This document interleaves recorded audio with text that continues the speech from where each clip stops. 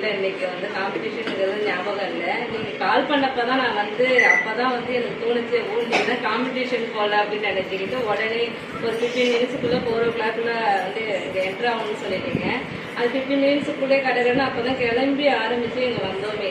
இது கொஞ்சம் பிஃபோராகவே தெரிஞ்சு நான் ஞாபகத்தில் இருந்துச்சுன்னா கொஞ்சம் பெட்டராகவே வந்திருக்கும். போன டைம் வந்து உங்கள் அகாடமியில் வந்து ஜவஹர்லால் நேரு ஸ்பீச் வச்சிங்க. அதில் பாப்பா வந்து வின் பண்ணாங்க, ஃபர்ஸ்ட் ப்ரைஸ் தான் வாங்கினாங்க உங்கள் அகாடமியில். ரொம்ப அழகாக இருந்துச்சு. ஒவ்வொரு ஸ்டேட்டஸும் போடும்போது பெண்களுக்கான நிறையத்துக்கு வந்து நீங்கள் வந்து அட்வர்டைஸ்மெண்ட் கொடுக்குறீங்க.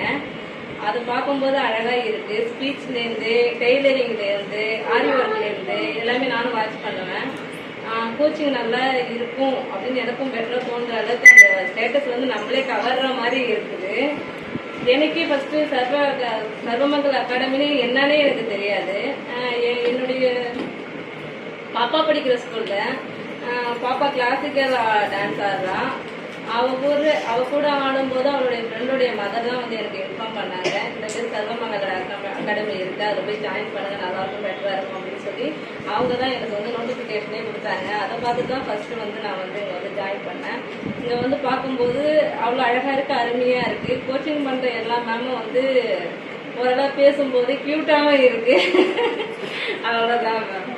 குழந்தைங்களை ரொம்ப அப்ரோச் பண்ணுறீங்க, அதுக்கு ரொம்ப நன்றி.